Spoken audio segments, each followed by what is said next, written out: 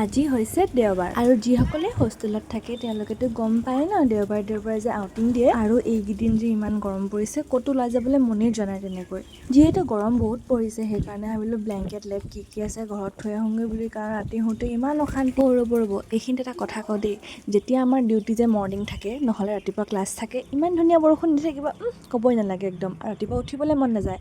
আৰু যিদিনাখন মই ভাবিম যে কাইলৈ দেৰিলৈকে শুম যে কাইলৈ দেওবাৰ ক'বই নালাগে একদম মানে ৰ'দ ওলাব সূৰ্য দেৱতা মানে ৰাতিপুৱা 4টা বজাত ওলাব একদম মানে শুবলৈ নিদিয়ে আৰু আজিও মোৰ লগত ঠিক তেনেকুৱা হ'ল ভাবিছিলোঁ ক'তো ওলাই নাযাওঁ বুলি কিন্তু ৰাতিপুৱা 6টা বজাতে সাৰ পালোঁ ইমানেই ৰ'দ দিছে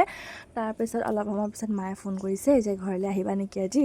তে ভাবিলোঁ ব্লেংকেটবোৰ থৈ আহোঁগৈ আৰু কি বস্তু আছে ঘৰত থৈ আহোঁগৈ সেইকাৰণে আৰু মই ওলালোঁ ঘৰলৈ বুলি আৰু মোৰ লগত লগৰ দুজনীও গৈছিলে সিহঁতেও ঘৰলৈ বুলিয়ে গৈছিলে আৰু আমি গাড়ীৰ কাৰণে ৰৈ আছোঁ যিহেতু দেওবাৰ হয় ন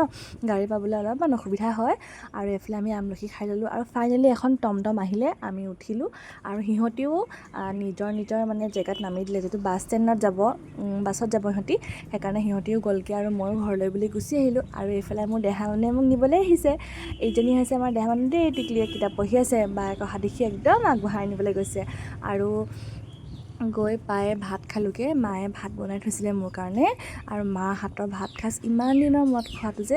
ক'বই নালাগে বিৰাট ধুনীয়া হৈছিলে আৰু এইফালে আমাৰ এক চিনি পাইছেনে আমাৰ দেহা মানুহ দেই মোক অভিমান কৰি আছে আজি বা আহিছে ন মোক গা ধুই দিব এইফালে তাইকো ধুনীয়াকৈ গা পা ধুৱাই ল'লোঁ আৰু মোক তাই কমপ্লেইন দি আছে যে বা মোৰ চুলিখিনি চুটি হৈছে বুলি মানে কথাটো এনেকুৱা আমাৰ চুমচুমে মানে দীঘল চুলি বহুত ভাল পায় তাইক মানে ইয়াতকৈও দীঘল চুলি লাগে ধুনীয়াকৈ গা পা ধুই আহি আজৰি হৈ আমিও আহিলোঁ আম খাবলৈ বুলি ভাবিছিলোঁ সেই আম খাম বুলি কিন্তু বহুত বিচাৰিলোঁ আম বিচাৰিয়ে নাপালোঁ সেইকাৰণে ভাবিলোঁ কিবা এটা টেঙাই খাওঁ সেইকাৰণে নেমু বাৰীখনলৈকে আহিলোঁ আৰু এজোপা দেখিছেনে আমাৰ নেমুজোপা বহুত লখি হয় বহুত ডাল ভৰি লাগে একদম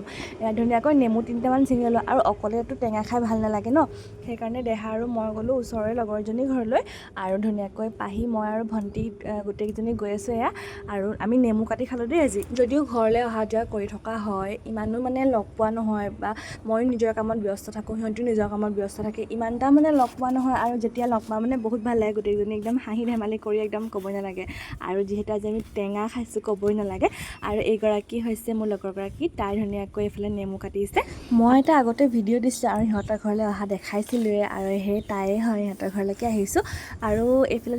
তাইও ধুনীয়াকৈ নেমু চেমু কাটি দিলে আৰু দেখি যে ইমান খাওঁ লাগিছে কিন্তু ইমান খাব নোৱাৰিলোঁ যিটো বস্তু খাম বুলি ভাবি থাকোঁ আৰু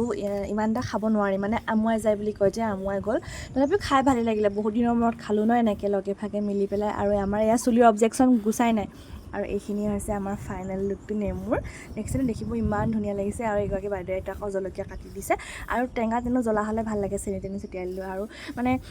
আম খাম বুলি ভাবিছিলোঁ ন আম নাপালোঁ সেইকাৰণে মুখ চুখ ফুলাই মোৰ ধুনীয়াকৈ ঘৰলৈ আহিলোঁ আৰু দেই হোষ্টেলৰ পৰা যিহেতু মই ৰাতিপুৱা ওলাই আহিছিলোঁ আৰু ৰাতিপুৱা আহিয়ে মায়ে ভাত বনাই থৈছিলে ভাত খালোঁহি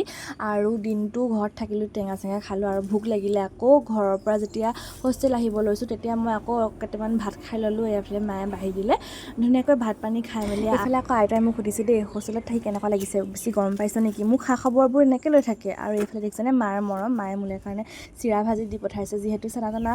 খাই থকা হয় কিন্তু মানে ঘৰলৈ গ'লে মানে মায়ে এনেকৈ চিৰাত দিয়ে বাদাম ভজা দিয়ে নৰসিংহ ভজা দিয়ে লগতে পাপৰ ভাজি দি দিয়ে গোটেইখিনি মিক্স কৰি দিয়ে খাবলৈ যে বিৰাট টেষ্টি হয় আৰু এইফালে দেখিছেনে আমাৰ বাইদেৱে অভিমান কৰি আছে মানে দুখ কৰি আছে বা যাবগৈ বুলি আৰু আমি ঘৰৰ পৰা ওলাই আহিলোঁ আৰু মায়ে মানে ওচৰৰে বৰমায়েকী ঘৰৰ পৰা মোলৈ আহোম বগৰী দি পঠাইছে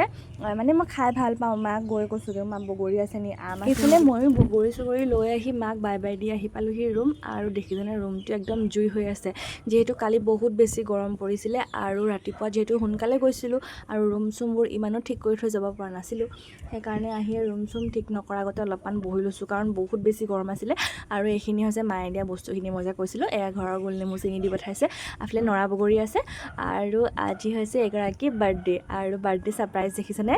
তাইৰ ফ্ৰেণ্ডজনীয়ে মানে মোৰ ৰুমমেটৰ বাৰ্থডে আৰু ফ্ৰেণ্ডে আহি ধুনীয়াকৈ বিচনাখন ধুনীয়াকৈ ছাৰপ্ৰাইজ দিছে আৰু ৰাতিকৈ যিটো খানা আছে এইফালে আমাক বেগ দেখাইছে দেই যে এইবিলাক আনিছোঁ আজি তো ধুনীয়াকৈ আমি ৰাতি খানা খালোঁ আৰু তাই বাই লৈ আহিছে এইফালে ডাঙৰ ডাঙৰ আম আৰু যিহেতু মোৰ মনৰ আশাটো পূৰণ হৈ গ'ল যিহেতু মই দিনত আম খাম বুলি ভাবিয়ে আছিলোঁ এইফালে আম আৰু ধুনীয়াকৈ লিচু লৈ আহিছে আৰু মই এটা টেষ্ট কৰিলোঁ দেই খাবলৈ ধুনীয়া আছিলে কিন্তু কালাৰটো যিমান ধুনীয়া লাগিছে খাবলৈ মানে সিমানো ধুনীয়া নহয় কিন্তু ঠিকেই আছিলে আৰু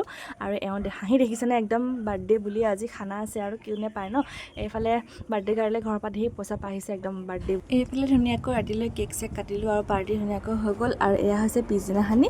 যোনখিনি আহোম বগৰী ঘৰৰ পৰা লৈ আহিছিলোঁ সেইখিনি ধুনীয়াকৈ কাটি লৈছোঁ আৰু সকলোৱে মিলিজুলি খালোঁ আৰু অলপমানতো ফটো মাৰিবই লাগিব ন তো এইফালে ভ্লগ আৰম্ভ কৰি দিলে আৰু এয়া ধুনীয়াকৈ আমি নৰা বগৰী খাই দিলোঁ তো আজিলৈ ভিডিঅ'টো ইমানেই আছিলে যদি ভিডিঅ'টো ভাল লাগিলে লাইক কমেণ্ট কৰিব আৰু আজিলৈ আহিছোঁ থেংকছ ফৰ ৱাচিং বাই